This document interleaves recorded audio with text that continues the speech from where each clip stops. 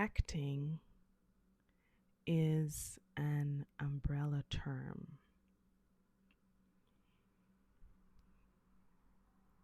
There are performers in the world who fall under the category of actors. And that makes sense. Like, they are actors. Nobody's arguing about that. But acting is an umbrella term, actor is an umbrella term. Underneath this umbrella of acting, there are two sort of categories. One category is a person who uses their body, their vessel, to tell story um, through technique, I would say.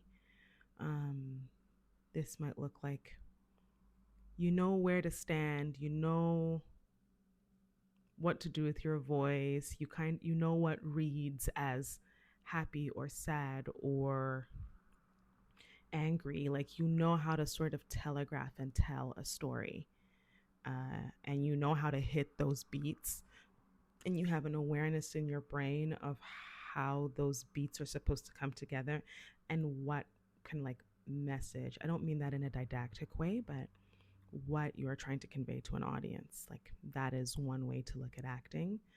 Um, that's on this side. On the other side of acting is actually channeling. There is a different kind of performance that I feel like can emerge when the vessel, the actor's body, vessel is more than just your body though. Vessel is your voice, vessel is the ability to tap into like your DNA, your mitochondria. What do I know about mitochondria? Why are they making me say mitochondria? Please don't make me say hard words. And then now people are like, Makambi, explain about microchondria. Jeez Louise, oh my gosh, mitochondria, microchondria. Who cares? Anyway, there's something about, yes, your vessel is like, when I'm speaking about vessel on this side of the spectrum, when I'm talking about acting, it's actually not just like, okay, my body is available, my voice is available. It's not just about like, okay, my eye line is available. It's actually about, I'm actually opening my eyes, I'm opening a part of my soul, I'm opening a part of myself and allowing you to see that energetically, right? So you could have an actor on the left doing the same scene as the actor on the right. Let's say it's the same scene, same play, whatever the case may be, and one person is acting and one person is channeling. If channeling doesn't feel like the right word, like I would say it like this: one person is performing and one person is just being and allowing themselves to be witnessed.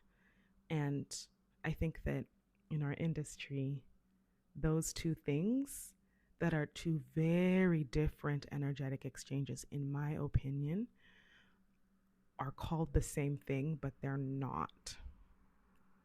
They are not. They are not. I repeat, they are not, they are not, they are really, really not. Um, one is giving one is giving performance and the other is giving encounter. One is giving, I'm showing you my skill, and the other is giving, I'm showing you my soul. I'm giving you a piece of my insides. I am opening a window to an inside part of me that is not even really easy to put into words. But if you get it, you get it. What's funny about this is that those two people, you know, let's just like dig into, for the sake of me explaining this concept and like trying to convey this download properly, let's dig into just the binary of that, because I do think that it can be a spectrum, but for some people it's not. But let's just dig into the binary of those two people. They're both actors, like, and a lot of time they'll end up in the same place. So sometimes what'll happen is like the one channely actor is going to come and just literally be living so hard that the other person ends up kind of jumping on that frequency, and then they're sort of there together. And so having sometimes the channeling person, or like that kind of person or those types of people in your ensemble is really, really, really powerful, because they actually, it's what people mean when they say, like, oh, this person raised the bar, or yeah, this person set a standard. It's not so much, it's not like the people who are just acting don't have sometimes excellent work ethic. It's really more about, like, some people just do the thing for real, for real, for real. They can really completely lose themselves in a character. And then you have actors who just never do that. And then you have actors who, once they're in the presence of somebody who's doing that, they kind of find themselves there or closer to there. But Spirit is saying, like, they're not the same thing. And it's funny that they are called the same thing. Um, I have, I feel like I've done both, but I feel like where I live and where I want to live is here. I find here quite painful, actually. I actually find it very, very, very, very fucking uncomfortable. Very fucking uncomfortable. To the point that I wish I didn't find it that uncomfortable. I think it's the reason why I don't book commercials. Like, it's so funny because, like, when people meet me in person and, like, especially when I'm like really like high energy and like writing, like I just feel like sometimes I walk out of the house and I have this energy, like there's bubbles, like rainbow starbursts, you know what I mean, just coming out of my butt. Like I just literally feel like sunshine sometimes. And I remember, like, I don't know, I don't know how many like commercials I have auditioned for, and I never book them. And I wonder if it's because I'm so keen to not act. I just want to be able to fully throw myself into a character, immerse myself in that character. I want to be that character. Um, I once had a coach who told me that, not a acting coach, like an intuitive coach, who told me that she was like, yeah, you're the kind of actor, like when you're in a project, you just kind of submerge and that's your project. Like you sort of really take on that character. You don't really leave them at the rehearsal hall at the end of the day. Like you kind of like, you really, really immerse yourself. Like that's the way you like to work. And there are so many other actors who, like when they're not working on the show, they're not working on the show, which sometimes I envy because I feel like there's a lot about that that's really, really healthy. But also, I think that there's something in embracing the fact that, like, that's the type of, that's who I am, that's how I do it. Like, it just makes sense to me to immerse myself. And sometimes that can be hard. And I've learned, especially making work that has really upsetting and triggering subject matter, I've had to learn some like energetic and spiritual hygiene practices and create some rituals, for myself. Some I learned that like were existing from people who are smarter and more tapped in than me, and then some of them I just had to figure out myself. But the thing that I feel about rituals is like, I don't know, everything is made up and we make the meaning out of everything. So yes, it has to make sense, but I think the most important thing is like it has to make sense to you, because it's really about the intention and what you're deciding that it means. So what are you deciding it means when you do the, for example, pre-show ritual, when you step into the energy of the show? It could just be like, I'm singing this particular song, I am shaking, I am just looking in the mirror, I'm breathing, I'm twerking, I'm eating a starburst, I am drawing a lemon. I don't know your business, do whatever you want. And then what does it mean when you leave that energy, right? Leave the, finish the show, how do you leave it behind? It's different for everyone. In my show Our Fathers, part of the ritual that I built for everyone, so everyone was part of the ritual, even though they didn't know it uh, quite then, is that, um, oh, Our Fathers, I love that play. Obviously, I do. I'm biased, and I wrote it and I performed it, but I love it. That play taught me so much about not just spirit, but myself in so many ways. I actually still don't even know how to talk about it, but um, one of the things that I would do in this play that felt important was, because this was a play where, so Our Fathers is inspired by basically my processing of the murder of Trayvon Martin. And so I thought a lot and was like trying to explore and also tell the story that had a lot to do with black boyhood, black teenage boyhood, and how I think that's such a special, sacred, and dangerous time for black boys um, in America and the Western world. I mean, teenage time is such a big portal for everyone, but specifically that. But I also think about how, like, black boys, young people, but black boys have such a big role to play in terms of our culture. I think about the way black kids of all genders, but of course, like, I'm just focusing on like folks who identify as male. But like, I think about the role they play in like the dance moves, language, like, and how those things start with young people, with teenagers, and then they filter up. And the next thing, you're finding words that used to be just like things that people said on the street, you know, sometimes like marginalized communities, often marginalized communities, and now they're in the Oxford English Dictionary. Like, black boys make up words, black boys make up universes. Anyway, I wanted to honor that, but for me, I also wanted to honor like what does that look like, or what does that mean in terms of music, right? Obviously, telling a story that was heavily inspired by an African American teenager. I obviously hip hop is an incredible resource and a place to explore and tap into like collective black, what's the word I'm looking for? Ideas, identity, rage, curiosities, desires, joy, and at different vibrations, right?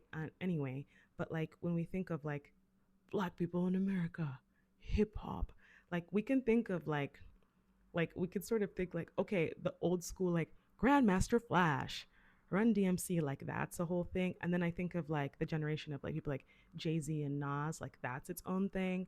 And then I also think about like, I don't know, like I don't know, like the rappers in like California, and like that, like the Snoop Dogs, like the Dr. Dre. He's from California, right? Yes. Compton is in California. Be smart, Makambe. And like that's like yeah, all of those references are really rich and exciting to explore. But there's also like a very youthful,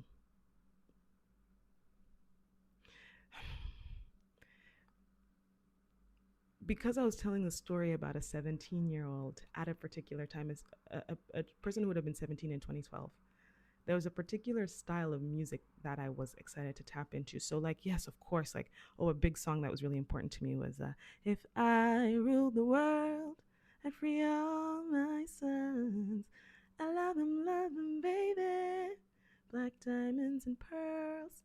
If I ruled the world. That was very important. But to start off the show, I always played Soldier Boy because that elicits and wakes up a very specific type of black boy energy and magic, right? Like, and a youthfulness and a silliness in a way that made a lot of sense and helped me to tap into um, and honor what I needed to in order to find the character in my body and go into the show.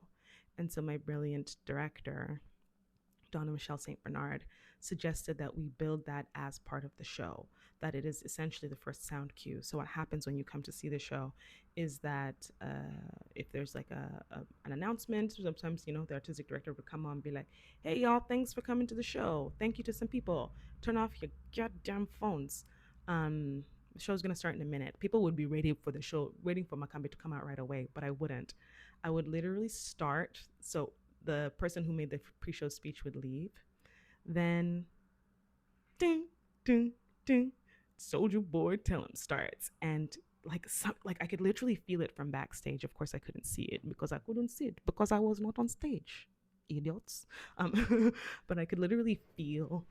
I could really feel when the vibration of that song started. I could really feel the audience go, huh, or like the people who knew that song or who that was really special to. It like kind of evoked that time for them, and I made them listen to the whole song and be present with the whole song, bare stage, like that. And sometimes people would just literally sit in silence and listen to the whole song.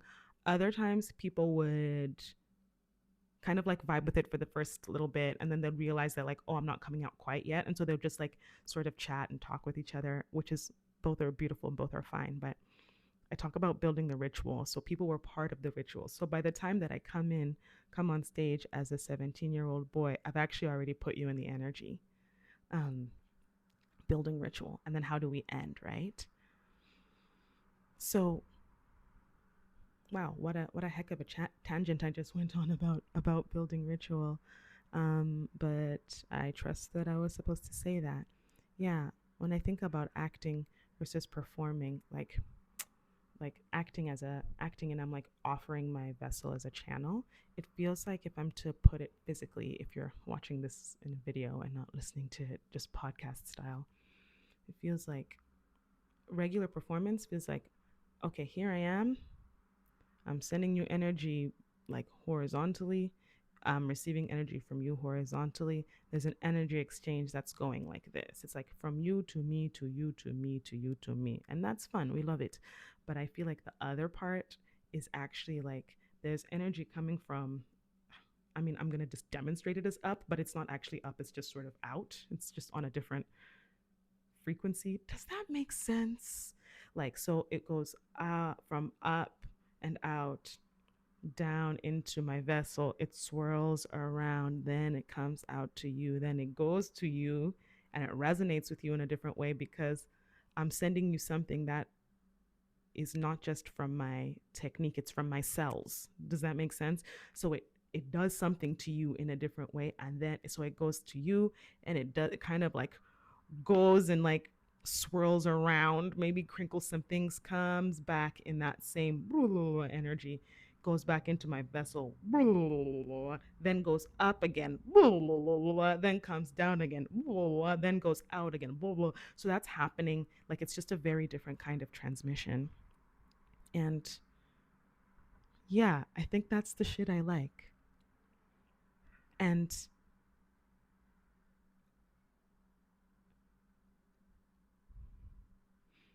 I think that's the shit a lot of actors like, actually. Not everyone, actually. I shouldn't speak for everyone. Sometimes I make assumptions that like people do things for the reasons that I would do them. What's going on here? What's going on here? Anyway, I woke up. Okay, I just woke up. I just thought I had to come and talk to you. Anyway, um, mm-hmm, mm-hmm, mm-hmm, mm-hmm.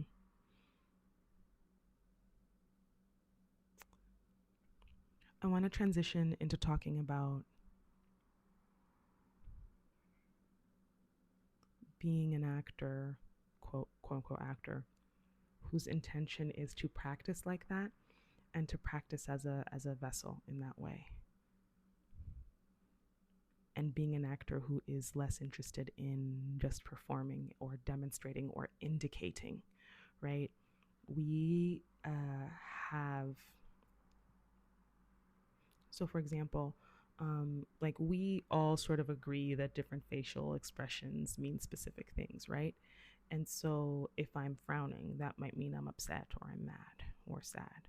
And if I'm smiling, that might mean that I'm happy. And so if we telegraph those emotions onto our faces as we're telling a story, it communicates to the audience like, oh yeah, this person's supposed to be happy. And that is, there's a clarity in that because we all know what those facial expressions kind of like mean.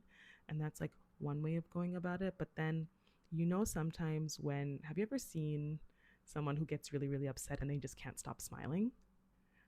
There's different ways in which I feel like being like, okay, somebody smiling means they're happy, is like a real simplification of what human beings actually do. Um, and I think that things come out in multiple different ways. And so if we tell the story of somebody who is sad, but maybe we see them smiling, all of a sudden, if we can feel through their energy and their body, if we just tune in and tap in, because we all know this because we're humans. Like, audiences are not stupid.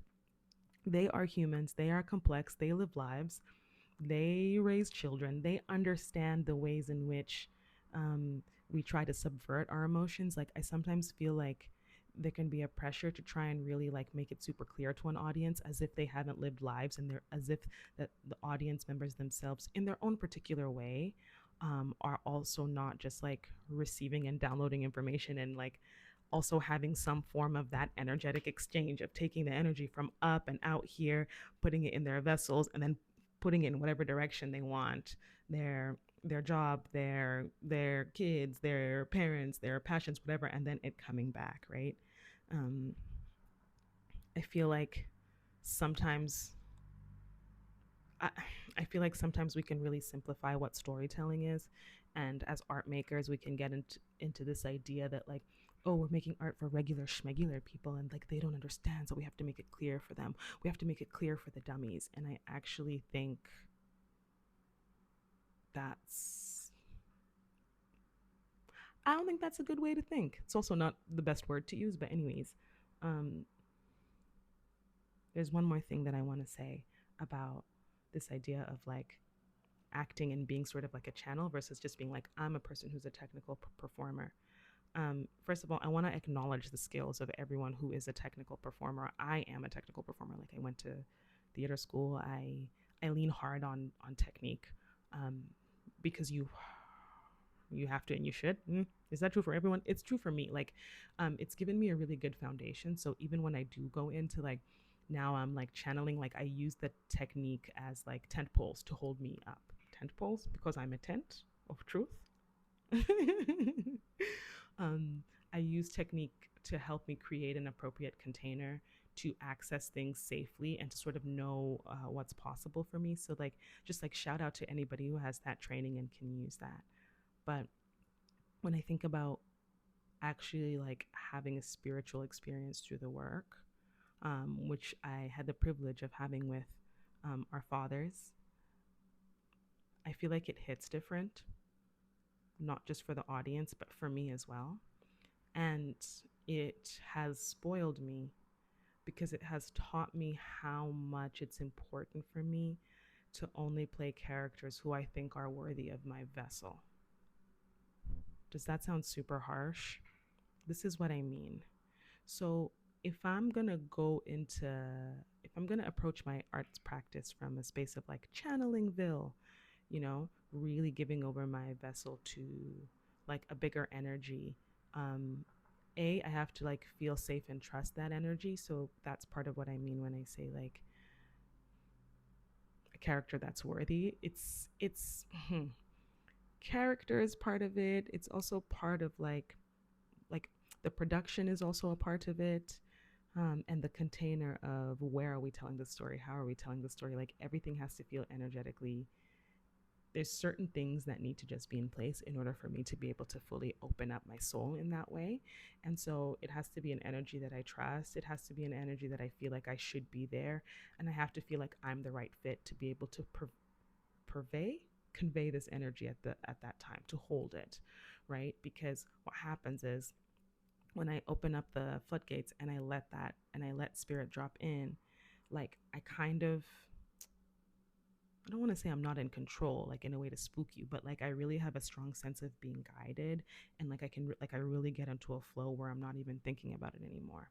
And of course, technique helps me be confident in that so that I don't pull myself out. So that's a thing that I feel like I learned through acting technique and staying present and all of those things. Or if something goes a little bit funny, like I can also lean on like my technical training, but at the same time, in terms of what the spiritual exchange is that's happening, there's a way in which I just use those things that happen in the presence as gifts within the performance to keep telling the truth. So, like, nothing really takes me out.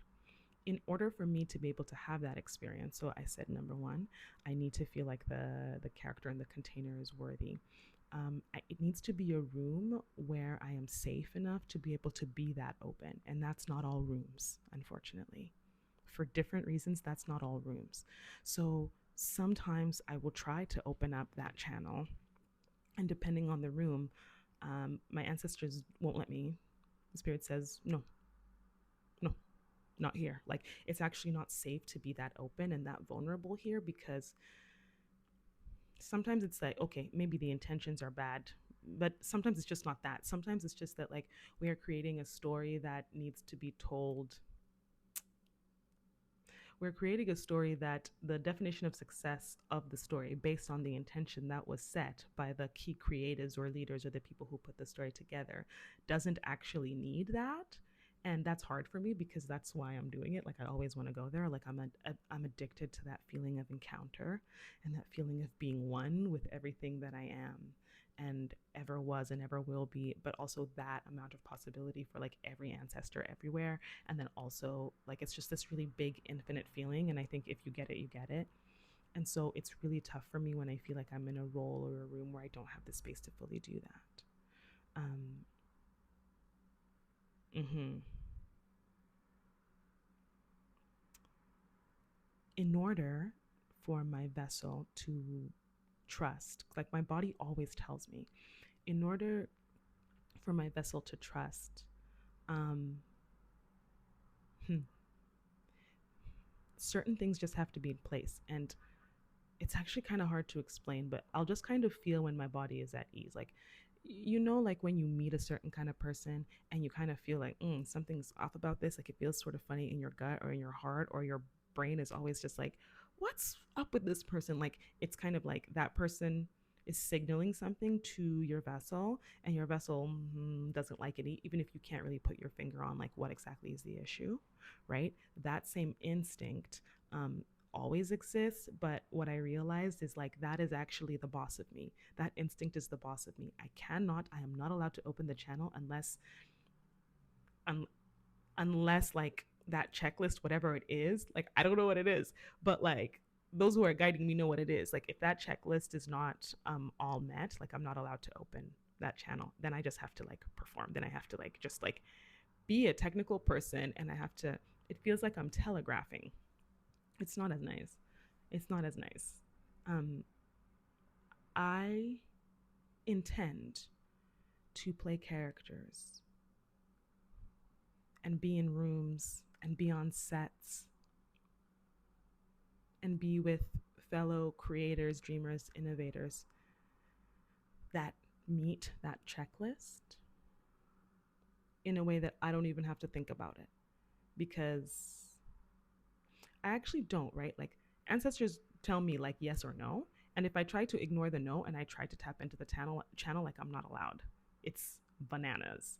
But my intention is to always and only be in rooms where I'm allowed to have that full access to myself, right?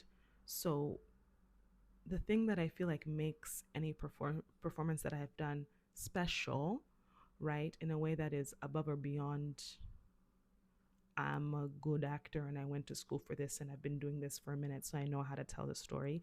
But you've seen this in like lots of film actors. Like it's funny, film actors, it's funny because they're such a good example because we all have access to them, right? I could name, for example, theater actors in Toronto, but you'd be like, what the fuck is that if you're not really tapped into that scene? But um, there's some film actors who fully go there. Like you can see their channeling. Like Viola Davis, Auntie Viola, hi, if you're watching this, we'll want to make a movie together. Okay. Um, like you can really see, I'm thinking of that scene in Fences. That scene in Fences. Oh, where she tells Denzel Washington off. Like you can just see she's just there. I also think of her gorgeous performance in Doubt. Oh, that play. Like you can just like that woman's not acting.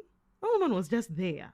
That woman like Viola Ware, that was Mrs. Muller. Like, do you understand? Like there's a difference. There's a difference.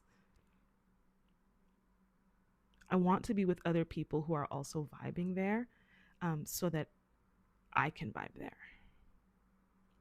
The reason why I am picky, I'm hearing high maintenance. I think that there are people who think I am high maintenance as an actor. Like, I need a lot of things. I need things to be just the way I need them to be. And I actually think I'm not, I think that they are not wrong about that. I am really particular about what I need. I do need specific things in order to be comfortable. I try my best to articulate what those needs are or anticipate them and take care of my own needs. But sometimes, like, if I'm not in a leadership position in a room, which is most rooms that I'm in, right? Like, I can't really telegraph what that's going to be. And so sometimes it puts me in a position where, like, we're in the room and then we're like, now as things are coming up, I'm realizing what I need and it feels like I'm making a lot of requests. So I definitely feel like there are some people who think I am high maintenance. And I sit with that, like, high maintenance, high maintenance. Am I high maintenance? What does it mean to be high maintenance? And like, there was a part of me like a couple years ago, like, if someone had come up to me and be like, you're high maintenance, I would have really rejected that. I would have really gone into like defending myself and being like, why should it be considered high maintenance? Um, just because I'm trying to get what I want. And like, there's also a lot of things that are coded in there that have to do with being a black woman and like feeling like in spaces, we all carry this energy of racism even if we don't want to. Like, I am a black person who like is obsessed with my identity and I love my Africanness and blackness and Zambianness, and still I have a complicated relationship with myself sometimes, or like I am still always unpacking and investigating, why do I have certain beliefs, because I feel like white supremacy is internalized by all of us, including those who are like very intentionally speaking out against it. I just think that you can't grow up in a society that is so determined by white supremacy and the way that colonialism shaped our current understanding of the world. You can't live in that society, even if you are a person who like loves yourself and like hypes that up, and not have some of that to unpack. I actually think it's impossible, unless you really grew up in the bush untouched and had none of these ideas, right? So if I'm always unpacking it and I'm blackity black and I love that for me, like much less people who are not, of course you're anti-black. Like you need to think about it. And like it's actually not fully your fault, but it's your responsibility. It's all of our responsibility to unpack those ideas that we have about ourselves and about other people, that are not the highest vibing idea. So, in regards to like speaking up for what I need in a room or in a rehearsal process, um, this idea of being high maintenance, I would have really pushed back against it, and I would have really been kind of like mad at them for using that language. Um, and I would have felt a lot of resentment because I would have been like, why is it hard to meet my needs, like when other, like sometimes it can feel like when other people need something, or let's say if it's like other people from a different culture, right? So I can run into this sometimes, like if you're practicing with people who are of a different culture than you or walk through the world really differently than you, like what those people need in the theater company that they built, they have tried to take into account probably a bunch of their own needs based off of how they walk through the world, but they're not necessarily steeped in what my needs are. So, what I'm asking for sometimes in sometimes these rooms and these institutions is to be actually met with the same level of care and awareness that whoever the dominant culture is being met with. It's just that because that's ingrained and part of the culture, people don't realize that like those needs are sometimes already being met for the dominant folks. Like this could mean white folks, but it actually just means lots of, like, literally take it how it resonates. It could be based on gender, it could be based on how you grew up or class or like the type of theater you make. It's not just about race, but of course, that's like a very significant intersection that exists not just in the world, but also in my practice. And I'm always investigating and like trying to wrestle with it within my practice. So today, though, if someone is to tell me I'm high maintenance, I almost want to be like, yeah, okay. Like if that's how you want to define what it is, like sure, I need a lot of energy in order to be maintained, or I need really specific things in order to be maintained. And so those specific things, it'll take a lot of energy, or it will take a significant amount of energy or effort or planning or thinking it through in order to give me those things and meet me where I'm at. And I just decided to decide 2 days ago that I'm not going to make high maintenance a bad thing. Ferraris are high maintenance.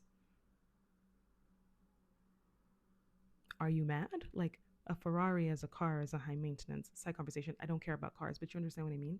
Like, a Ferrari is a high maintenance vehicle. And we just accept that a Ferrari is a Ferrari. We just accept that this car is worth, I can't even tell you how much it's worth because I don't know about cars. $400,000? Tell me in the comments. This car is worth a lot of money. And so, of course, it makes sense that in order to maintain it, you need a lot of money. So, I am the Ferrari, is how I'm going about my life now. Like, I'm high maintenance because I have to be, because I love this example that a friend taught me about, like, and I've probably spoken about it before, but like the difference between like some people are Toyotas and some people are Ferrari, and it's actually not a value thing because like there's pros and cons of each vehicle, each vessel, right? It's great that a Toyota is easy to fix, that you can kind of go to any garage and they probably have the parts, but like you can't take a Ferrari everywhere. You know what I mean?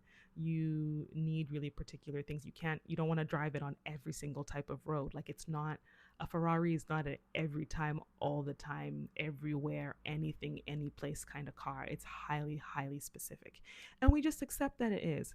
And we call it a luxury car because we understand that luxury, I know that there's an association with luxury being like better and like the thing that we should all aspire to. But if we take that value judgment out of it, like we have a strong understanding that it's a really specific vessel that needs really specific things, and that that vessel is not for everybody, and that vessel is not supposed to go all places, and that vessel is one of a kind. You see one here, you see one there, maybe, I guess, but it's not the same as a Toyota Corolla.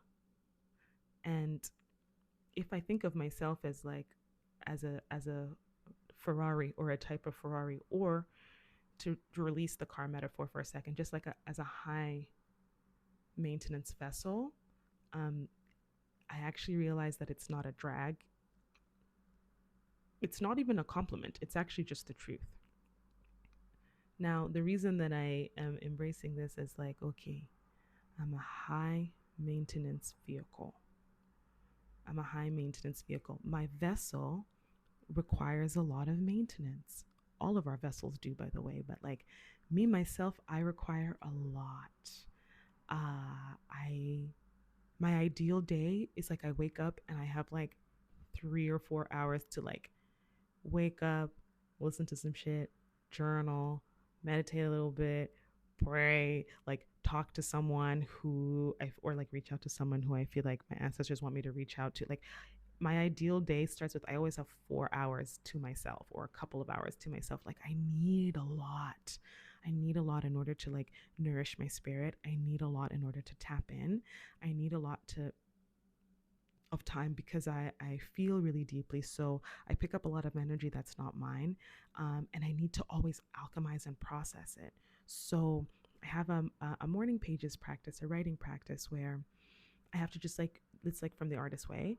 Um, you just have to like drain your brain basically, because if I don't if I don't process that, it really just starts to feel like gunk, and it feels like I can't let like energy pass through. And the other reason why it's so important to alchemize that energy or let it process or let it pass through is that a lot of times it's actually not mine. Like when I don't know, I'm just like a very sensitive person and I pick up on vibes and I will think about things for a long time. And it's not a bad way to be actually once you know how to manage yourself. But as I've been leaning into like, what do I really need in order to feel like I can fully feel like my brain is clear or my channel is clear, or that like I'm available to my ancestors for when they want to download to me, like what do I need in order to be in that place where I feel like I'm clear, I'm flowing, I can feel the synchronicities? What do I need in order to feel available to that and to myself and even to my loved ones and also to my artistic practice? Now, my artistic practice is my spiritual practice. Like, there is no difference for me. Um, so it makes this even more important. But I just thought to myself, like, Makambe, like, of course you are high maintenance. You have to be. You literally open the gates of your soul, of your crown, of your, like, literally all the chakras. Like, you literally open so wide that you let other people's spirits, intentions, like, through an agreement that I still make energetically. It's not just anybody can come and possess me. That's not what I'm saying. I'm saying that, like, I open the channel, and in order to, like, fully let the energy in that needs to come in, that vessel needs to be really, really well taken care of. I have to have a lot of clarity. I have to feel super safe in the room. Because what happens is when I'm dropping in and I'm playing that character, and if you've seen me act in different things, you'll probably be able to, if you've seen me in a number of different plays I've done over the years, you can probably sit there and identify, oh, these ones you are channeling, these ones you are just acting very nicely. You know, you can tell the difference. Um, this vessel, this body, carries so much information. That information includes every experience I've ever had, and it includes actually all the experiences my ancestors have ever had, and it includes all the experiences that the people who will call me an ancestor will have. It's all there somehow, somewhere, and that's sacred. This body carries all of my pain, every hard thing I've ever experienced, every trauma that I've ever experienced, that's in my body. And it doesn't mean that I'm living and steeped in the energy of that trauma, but like the information is there. I can access it if I want to, or sometimes I don't want to. And it's like, by the way, do you remember what happened in 2004? You're like, can you please relax? Like, not now. I'm at work. The body keeps score, right?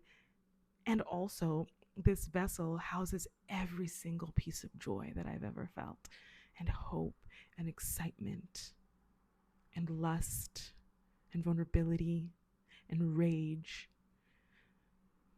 All of those things that I've experienced are sacred. They're sacred in my body, and they're sacred in your body too. Like, all of those things are sacred. And when I act, when I open up and channel, I'm allowing spirit to come through, meld with my rehearsal and my training, and be able to touch appropriately the parts of that are floating around in my body and in my DNA.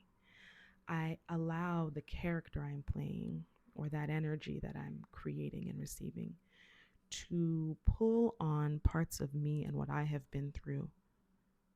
I kind of think of it like there's two pots in the bottom of my stomach. One has the trauma and the pain, and one has all the joy and the hope. And they're both equally sacred and equally important. But I feel like playing a character and really being in that zone like that, I'm allowing my ancestors to come through.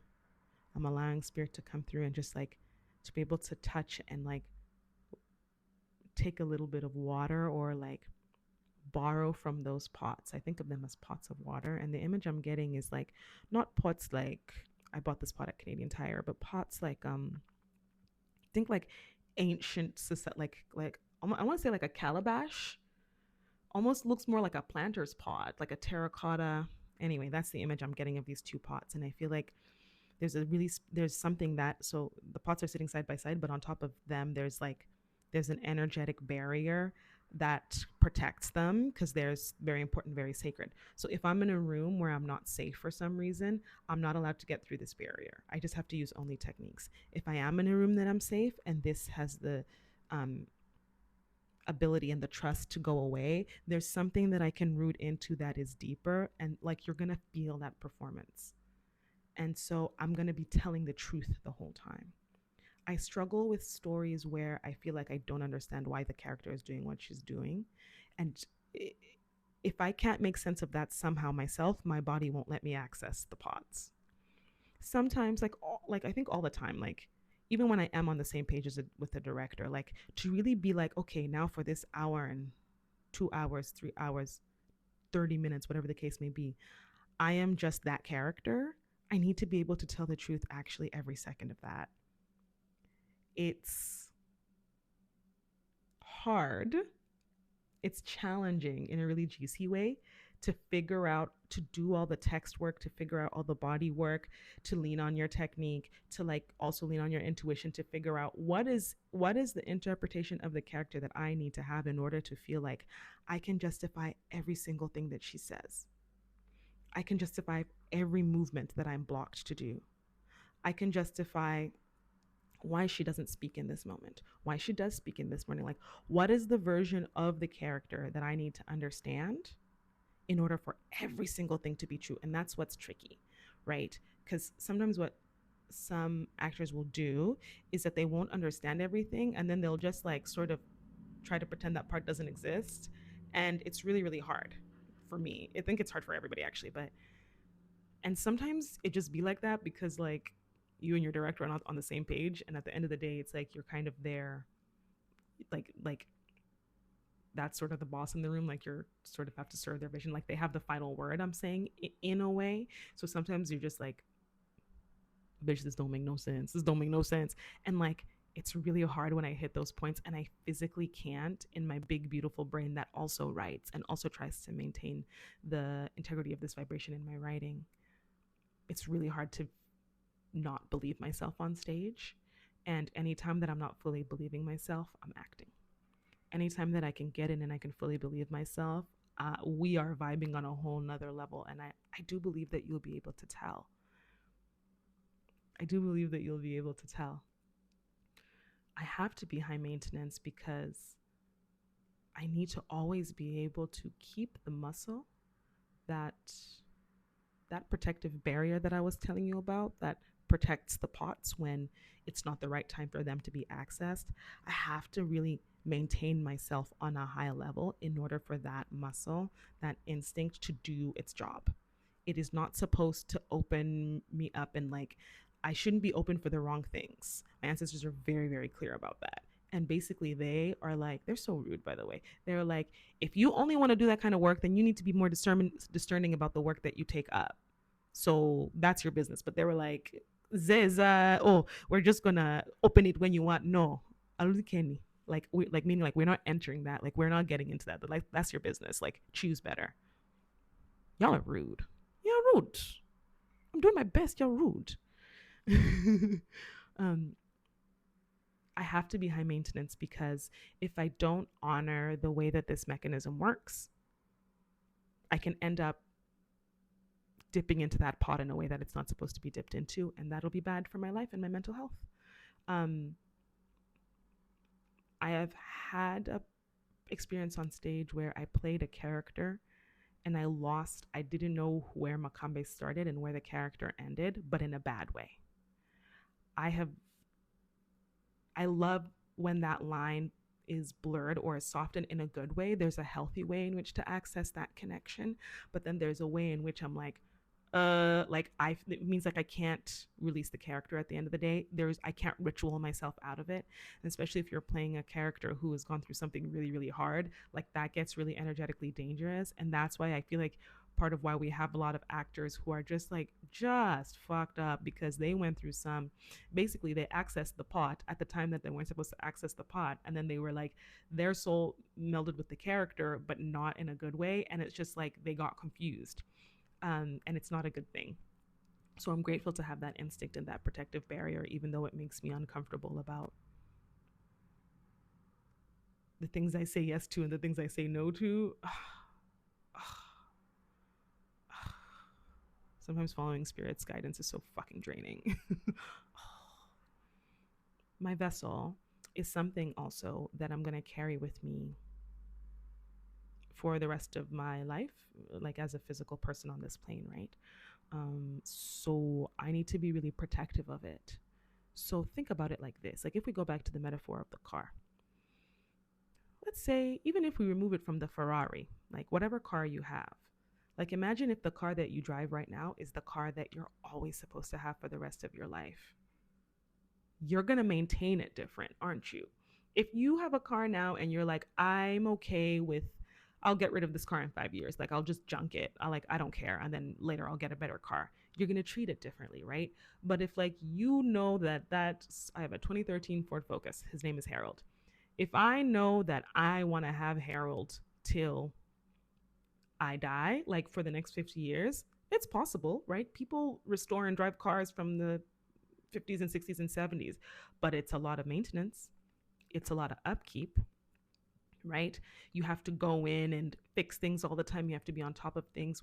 When things get messed up or broken, you have to replace them, and it can cost a lot of money to keep replacing and fixing things in order to make sure that that car can run properly. And not everybody wants to do that work in the same way that not everybody wants to do that for their car. I don't necessarily want to do that for my car, but what I'm saying is, like, if I knew that I would have that car for the rest of my life, like that's the only car I get, I would move differently. So that's how I feel about my body and my heart and my spirit. The ability that I have to be able to tap into those pots, I need to always think of it as a privilege, not just for me, but a privilege for the people I'm in the room with and who I'm sharing the story with. And even when I do that, it's not necessarily that every story is going to resonate with every person. Like, I'm not trying to put forth an idea that like I'm superior or perfect or anything, but I just like, I know for myself that there is a difference within myself, and I can also see it when other people are doing it. Like, there's a different mileage that you get, there's a different experience, there's a different conversation that we're able to have through the theater when people are tapped in on that level. And I actually think that that's what everyone or most people crave, even if they don't know they're craving it. But it's why it's so exciting, to see a performance like that. And that's why, like, I don't know. And I know that like awards are complicated and political and rate, but that's what's exciting about, like, I don't know. Something makes sense to me about when people recognize that and they sort of give it an accolade. And like I said, awards are, there's a lot we can go into there, but I sometimes feel like awards get it wrong, and I sometimes feel like awards get it right based on me and my personal thoughts, because only what I think matters, because I'm queen of the castle and you're a dirty rascal. But I want to work more and more in that instinct. This vessel, my body, is also possibly going to parent one day. Like, I might be coming on here in a few years being like, you people, I'm growing a human being in my stomach. I'm going to name her Sally or whatever. Like, but like, this body is going to be the home of my future children. If it's so, aligned, if that's the path I'm supposed to take, why would I not take excellent care of it? So, whatever I give my vessel over to, however I use my vessel, is important. Let's go back to the metaphor of the car. If, let's say, my friend wanted to go off-roading and like drive through the like dirt roads in the mountains or in the wilderness or whatever, right?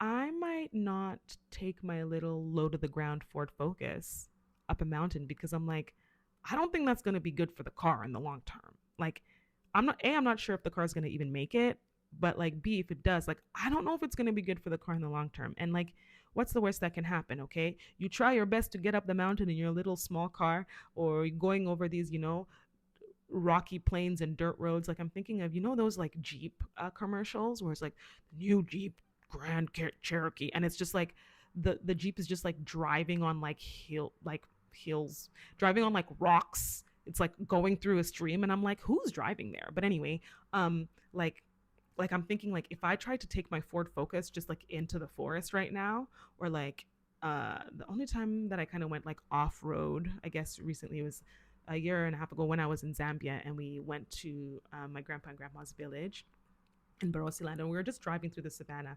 And the savannah is even one thing, because it's not the jungle, right? It's not so tree-ish. My point is, I would not take my little Ford Focus to try and be driving up the mountains to try and do the things that the Jeep does in the Jeep commercial. That would not be wise. Could I try? Of course, I can try anything. Might I possibly manage the path? It's quite possible. But what's going to be the damage to the car afterwards, right? Now, when it comes to I have to maintain the car, now I'm going to have to spend even more money to maintain the car because I took it into a situation where it was not supposed to be. So of course now I've cracked things on the bottom because my car is low to the ground, and if you drive it over huge rocks, it's gonna crack because it's not built for that. So either I make it over the mountain and then I have to like spend extra money on repairs and then be inconvenienced because then probably my vessel is going to be out of commission. I'm going to have to wait longer to even get the parts to fix it and rate.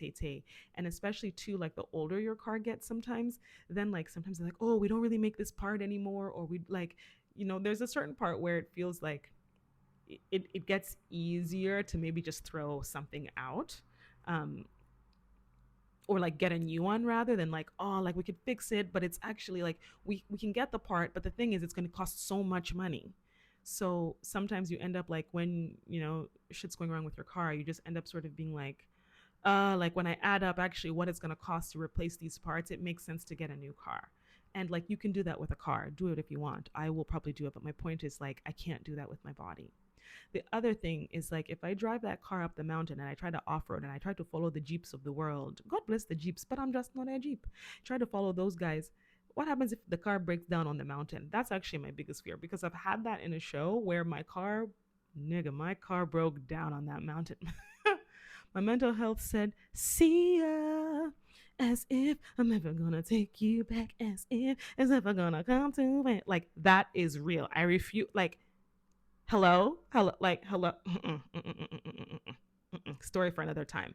But I have been in a situation where I had to drive my Ford Focus over in a mountain to be in a show, and and the car couldn't move, and it was stuck, and it was fucked up, and it took a lot of time and strength and energy to get the car off the mountain, to rehabilitate the car, and to make sure that the car was like drivable again. Lesson: next time that somebody's trying to off-road on a mountain and being like, hey, little Ford Focus, come through, Makambe's like, I don't really know if I can do this type of mountain. I don't really know if that's good for me. Here's what I feel like I am good for. Here's what I am available for. This is what the road needs to look like. This is how long the journey can be. This I feel like I can do comfortably, but I can't be out there on the mountain with you because I will break down. Do you understand? So I have to be really protective of my vessel because this body is the only one I have. This mind is the only one I have. So mental health is just like, oh man, just your health in general is so important. And you should never sacrifice it for any job ever. Like, am I the healthiest person with myself? Like, when it comes to my body, and like, do I eat as much vegetables as I should? And do I drink water all the time? Not as much as I should. And sometimes people shout at me and they're like, why aren't you more together on this part? And, huh, Charlie, I'm working on it, okay? I'm working on it in my own time. But um, you have to really, really keep your vessel important, and you have to decide what your vessel is for.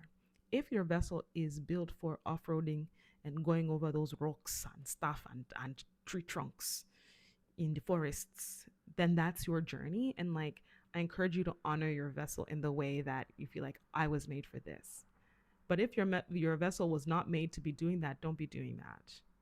That's the thing that I kind of wanted to share. And also I feel like that's the thing that I feel like my ancestors are trying to share with me in terms of like being brave about like what kind of work do I want to do, what do I not want to do. It's just like tough because like I also need to buy groceries, so sometimes it feels like I will articulate that there is a tenderness around leaning into this concept fully because the limiting part of my brain tells me that if I lean too heavy into that and really meet those needs all the time, every single time, make it a really hard non negotiable, that I'll take opportunities away from myself rather than bringing opportunities to myself. Oops, I burped. I'm so sorry. And I have a microphone. Gross. Sorry. But if a friend were telling me this and I didn't have the limiting beliefs on them that I have on myself, I would say, yeah, maybe for a second, but really all you're going to do is make space for the thing that you want to say yes to. I know it sounds so very, very stupid and like basic, but it's like you really do have to clear and make space for yourself to do the kind of work that you want to do. It's kind of like with dating, right? Like a lot of people will, let's say they'll meet somebody. Ooh, I'm about to call some of you out. If you don't like being told off, turn off the video. Turn off the video. Go, because you won't handle it. But like a lot of people, for example, when it comes to dating, who maybe they'll have a strong sense of what they want and what they need in a partner.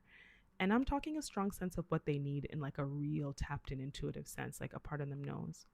And then they end up with somebody who's not as, I don't say not as good or not as good of a fit. And they know that. They know that. And so they'll enter into that relationship because they don't want to be alone.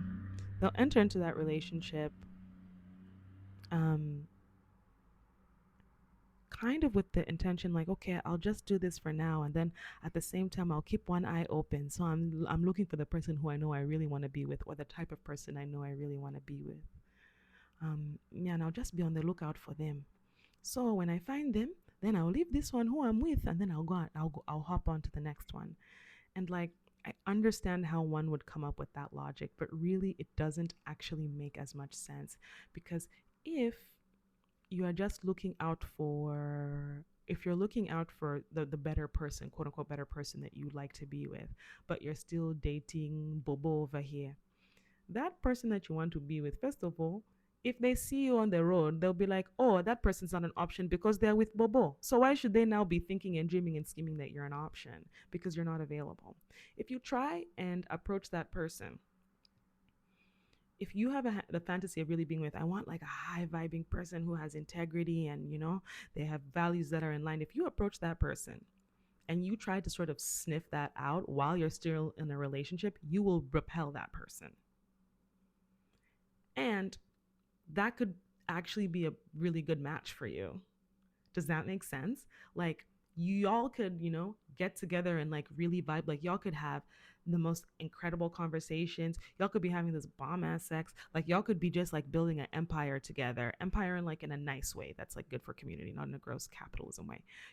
Like you could have the potential for that, but you're actually not available to that person. So that person, where they're vibing, they're gonna find somebody who's also like vibing there and who's clear, who is not just saying I'm available, but is actually genuinely available, that like they have cleared the way, they're just waiting for it to come in.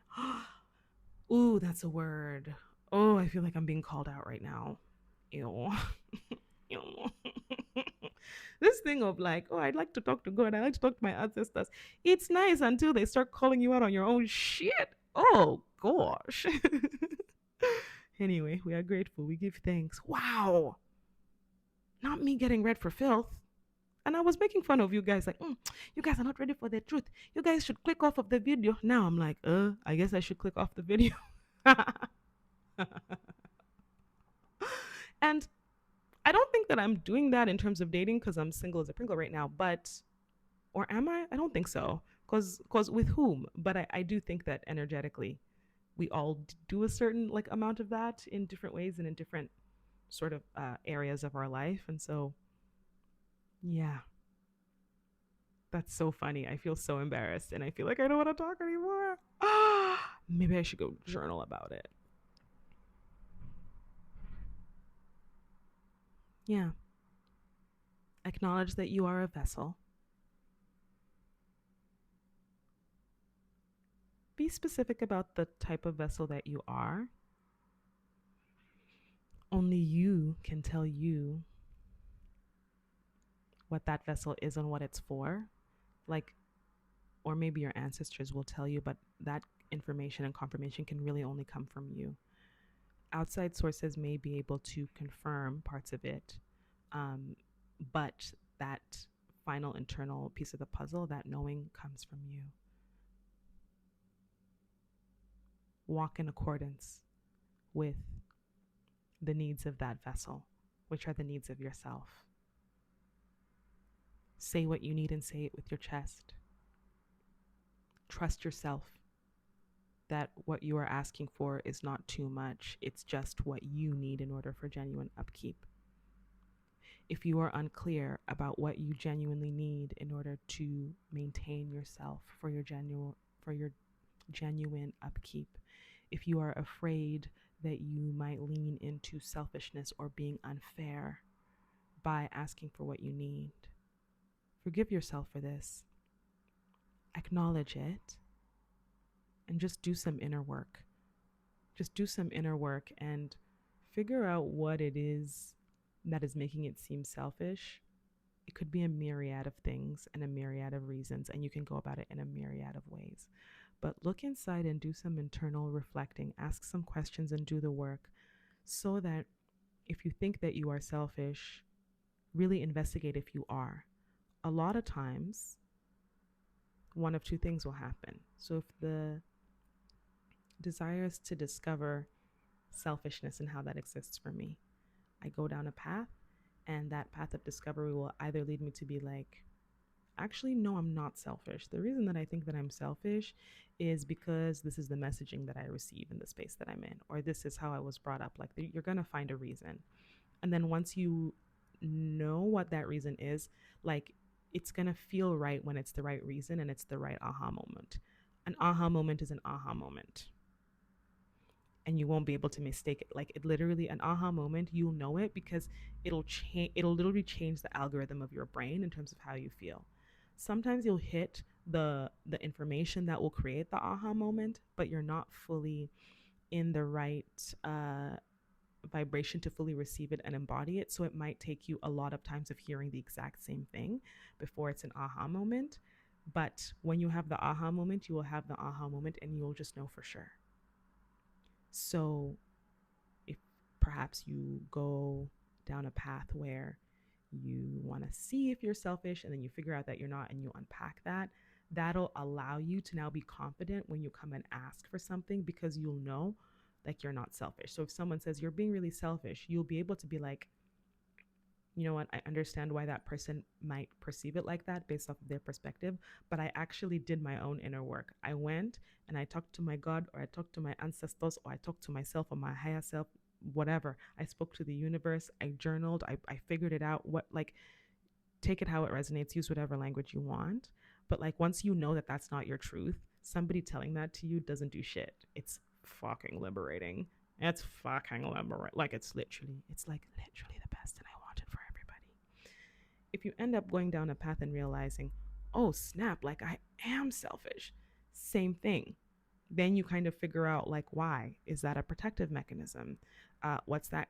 What's underneath? There's always something underneath. And once you do that inner work, then you can figure out what your truth is, and you clean up your energy, right? So when you have good hygiene within yourself energetically about what your needs are in a creative process, what your intention is within that creative process, and that intention is pure and fully in alignment, that like you can live and say that intention with your chest, you know, even if it's just to yourself, but you're fully clear with yourself. When you go into a room and you ask for what you need, or you use this idea, this like rubric you create for yourself in terms of these are my non-negotiables, these are my needs, then you can do it with so much less guilt. You can do it with like no guilt if you just keep doing the work enough. Um, I've been working really, really hard on this. I still sometimes feel bad when I ask for what I need, but um, and that's part of the process. I think that's part of my journey in this life, and so I also embrace that. It's hard sometimes, but I'm doing my best to embrace that and to just trust that, like, sometimes you go, if I take my Ferrari to go be fixed at the local mechanic shop owned by Jim Billy Bob Joe there Pacona, and they don't have the parts for me, they just don't have the parts for me. And so I'm not supposed to be at that mechanic shop. But there are other mechanic shops in the world that exist that have the parts for me, which is a very funny metaphor because we're talking about acting. And let's say right now, off the top of my head, to use the example of a Ferrari, I do not know off the top of my head like where I would go to fix that. I guess an existing Ferrari dealership. I don't even know where the closest one is to me. Like, I don't know. But that doesn't mean that it doesn't exist. And the evidence that you have about the fact that the place that can fix or vibe with you or help you upgrade the vehicle exists is the fact that the vehicle exists. The vehicle exists because of, or it proves that there are places that are just right for that vehicle and that can support it and bring it up to shape and upgrade it. And if those places did not exist, the vehicle would not exist because those places energetically created the vehicle, right? Or called in the vehicle. So if your vehicle is your vessel, how do you honor exactly what it needs?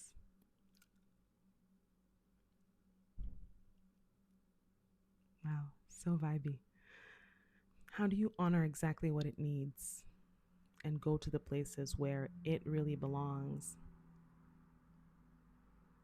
And what fun is there to be had when you take your car to a space and they understand the car. They understand the car. They understand when you're like, oh, this part feels like it's rattling, or this. They understand the nuance and the minutia of like, oh, okay, let's try this, or let's add this thing. Like you don't have to explain like, oh, so this is a different kind of car. It doesn't exactly work like this type of car. You don't have to like pretend that your Ferrari is a Toyota. You don't have to try and make a Ferrari do Toyota things. You don't have to try and take parts into your engine.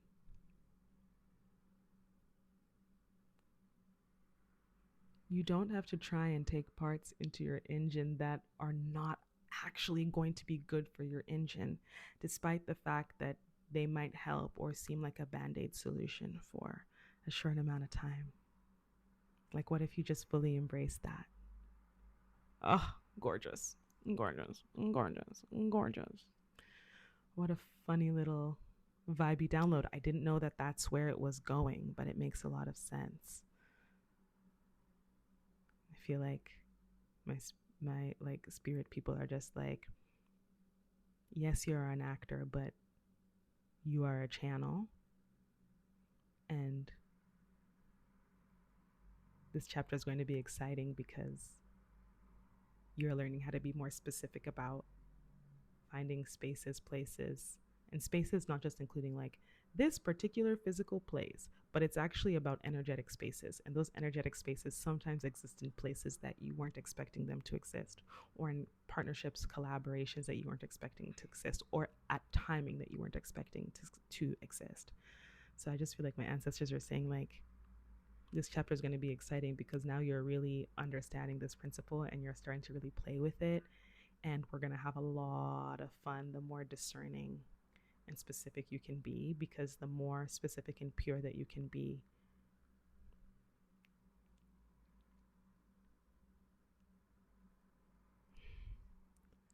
the more high performance your Ferrari's going to be. I'm going to stop talking. I'm going to stop talking. I love you very much. Thank you for hanging out with me for an hour and change. Oh my gosh. Wow, you really like me, huh? That's why you were here for this whole hour. You wanted to listen to my Kama voice, talking to my ancestors, and just listening to me explain everything about my thoughts and my feelings. I love you so much. Thank you for vibing with me. Also, shout out to my coffee cup, which is cold as fuck right now because I had no coffee during that.